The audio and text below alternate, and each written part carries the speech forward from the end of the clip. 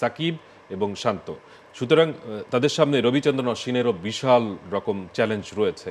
তো এইরকম একটা অবস্থায় সাকিব এবং শান্ত তাদের অ্যাটিটিউডটা, অ্যাপ্লিকেশনটা কীরকম আশা করছেন? ফার্স্ট ওভারটা আমার কাছে মনে হয় যদি পেস বোলিং দিয়ে শুরু করে, আমার কাছে মনে হয় যে একেবারে স্ট্রেট খেলা উচিত, কোনো অ্যাক্রস কোনো শর্ট খেলা উচিত না। এবং তারা কিন্তু রাউন্ড উইকেটে সে কিন্তু ইনসুইং ডেলিভারি করবেই করবে, because both are left handed. এবং টপ অর্ডারদের দেখেছি যে আমাদের তিনজন ওপেনার থেকে নিয়ে নাম্বার 3 পর্যন্ত যারা ব্যাটিং করেছেন তাদের ক্ষেত্রে কিন্তু তারা রাউন্ড উইকেটে এসে কিন্তু ইনসুইং ডেলিভারিগুলোই কিন্তু তারা বেশি করেছেন। তো সেদিকে মাথায় রাখতে হবে যে না, যতটুকু সম্ভব আমরা সোজা খেলার চেষ্টা করি এবং অ্যাক্রস যাতে না যাই। একটা লেগ বিফোরের চান্স থাকে, আপনার ব্যাটার প্যাডের মাঝখান দিয়ে আমাদের ব্যাটারদের গ্যাপ থাকে, সেই জিনিসটাই তারা কাজে লাগানোর চেষ্টা করবে। তো সেদিক থেকে স্ট্রেট খেলাটা আমার কাছে মনে হয় যে খুব ভালো একটা উত্তম দিক হবে। রানের কোনো তাড়া নেই, কিন্তু প্রথম ওভারটা ইটস ভেরি ইম্পর্টেন্ট। এবং রবিচন্দ্র অশ্বিন যদি আসে, তাকে আমরা অ্যাটাকিং না করে যদি স্ট্রেট যদি আমরা যদি তাকে সময় নিয়ে যদি খেলি, তাহলে মনে হয় যে এটা গুড প্ল্যান একটা।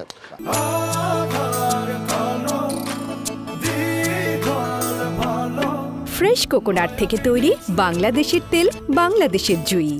সাকিবের ব্যাটিং নিয়ে তো আমরা অনেক কথা বলছি যে তার হেড পজিশন তিনি চেঞ্জ করেছেন, সেটা সম্ভবত লুকের কারণে, তার চোখ তাকে যথেষ্ট রকম সহায়তা করছে না।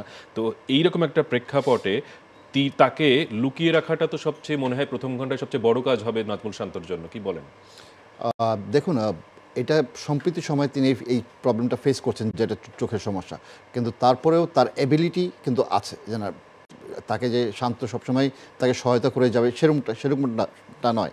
সাকিবের স্কিল আমরা জানি যে ব্যাটিং বোলিং দুইটাই তিনি পারদর্শী।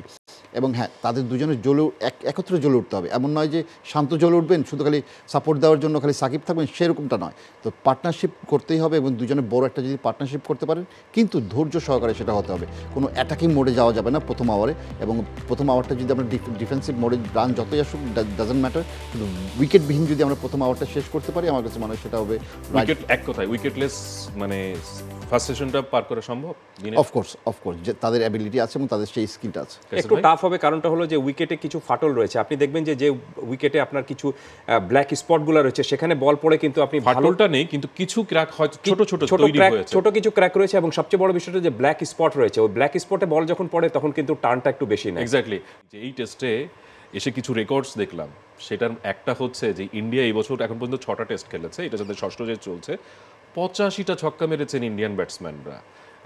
এক ক্যালেন্ডার ইয়ারে সর্বোচ্চ ছক্কার পরিমাণ হচ্ছে 90টা, মানে ওটা হচ্ছে রেকর্ড, ক্রিকেটের রেকর্ড। তো সেটা ভাঙতে আর মাত্র 5টা ছক্কা দরকার। নিশ্চয়ই নেক্সট টেস্টে সেটা ইন্ডিয়া করে ফেলবে। এই বছর আরও 9টা টেস্ট খেলবে ইন্ডিয়া। তার মানে এই যে ওয়ার্ল্ড রেকর্ডটা ইন্ডিয়া কোথায় নিয়ে যাবে, এটা কিভাবে সম্ভব হলো? অনেস্টলি আইপিএল এর কারণেই কিন্তু খেলোয়াড়রা কিন্তু এরকম ইন্ডিয়ানরা কি এখন 4-এর চেয়ে ছক্কা মারে বেশি? অফকোর্স না, কিন্তু কারণটা আছে আপনার আইপিএলে আপনার যে ধরনের পাওয়ার ক্রিকেট খেলা হয়, এই যে প্লেয়ারগুলো আপনার টেস্ট ক্রিকেট খেলছে, প্রত্যেকটা প্লেয়ারই কিন্তু আইপিএলে কিন্তু ভালো ভালো দলের হয়ে খেলছেন এবং টপ অর্ডারে ব্যাট করছেন। এবং খেলার ফরম্যাটের যে ধরনটা, সেই ধরনটা কিন্তু টেস্ট ক্রিকেটে কিন্তু একেবারে চেঞ্জ করে দিয়েছেন।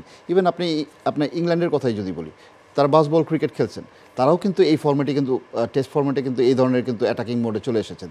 তো ইন্ডিয়াও কিন্তু এমন নয় যে তারা নতুন এই ফর্মেটে এই ধরনের ক্রিকেট খেলছেন, তা নয়। তারা কিন্তু লাস্ট 2-3 বছর ধরেই কিন্তু তারা কিন্তু এরকম অ্যাটাকিং মোডে কিন্তু তারা ব্যাটিং করে যাচ্ছেন এবং তারা মানে স্বাচ্ছন্দ্যেই তারা ছক্কা মারার কিন্তু একটা প্রবণতা তাদের ভিতরে দেখা দিচ্ছে এবং তারা ক্লিয়ার করতে পারছেন সেটা।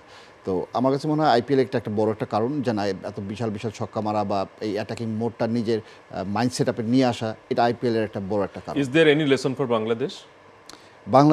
আমার কাছে মনে হয় না যে আমরা এখনও ওই পর্যায়ে গিয়েছি, to be honest with you. তো এই কারণেই বলছি যে আমাদের ব্যাটারদের হাতে কিন্তু ওই ধরনের পাওয়ার নেই, আমরা যেটা গ্যালারি পর্যন্ত বল নিয়ে যেতে পারবো এই ধরনের নেই। কিন্তু বাট হ্যাঁ, আমরা ক্লিয়ার করতে পারি, আমরা ফেঞ্চ ক্লিয়ার করতে পারি, কিন্তু তারপরেও selection of the ball is very important. এবং আমরা অনেক ম্যাক্সিমাম টাইম আমরা রং বলটা চুজ করি এবং সেটা কিন্তু আমরা আউট হয়ে যাই। কিন্তু ওয়ারেস আপনার ইন্ডিয়ান প্লেয়াররা রাইট বলটাকে রাইট জায়গায় তারা ক্লিক করে এবং সেটা কিন্তু এক্সিকিউট করতে পারে। আমার কাছে মনে হয় যে বল সিলেকশন ব্যাপারটা তাদের থেকে আমরা অনেক পিছিয়ে থাকার কারণেই আমরা এই ধরনের বড় বড় হিটগুলো করতে পারি না। আর আরেকটা বিষয় হচ্ছে যে হ্যাঁ, অফকোর্স পাওয়ার আমাদের থেকে তাদের শারীরিক শক্তি, আমার কাছে মনে হয় যে সেটা জিম ওয়ার্ক হোক যেটাই হোক, কিন্তু তারা অনেক বেশি শক্তি প্রয়োগ করে, যেটা আমরা করতে পারি না।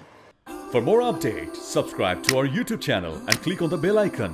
Follow us on Facebook and Instagram. Download T-Sports app to enjoy exciting games and highlights. Visit tsports.com.